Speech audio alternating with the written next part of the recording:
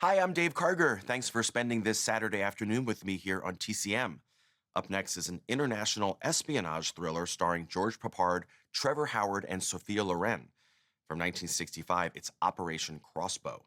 The plot was inspired by real events that took place near the end of World War II.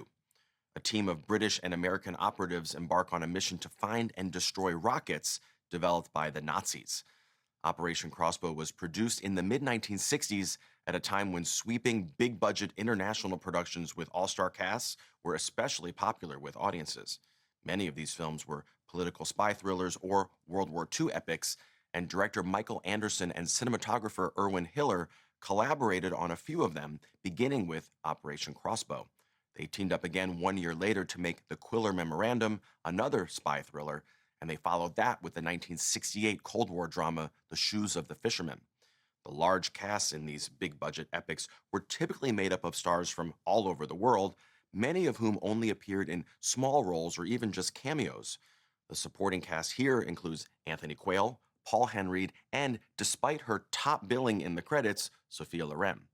Loren was one of the biggest international box office stars at the time, so her husband, Carlo Ponti, who produced this film, capitalized on her star power by giving her top billing, even though her screen time in the movie is minimal.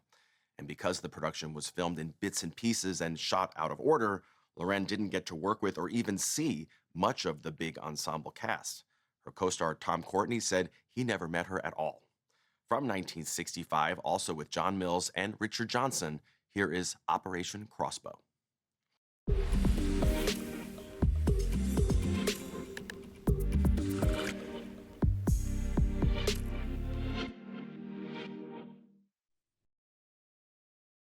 You may have noticed in the credits that the screenplay for Operation Crossbow was written by Richard Imrie, Derry Quinn, and Ray Rigby, but Richard Imrie was a pseudonym. Imrie was actually the legendary filmmaker Emmerich Pressburger.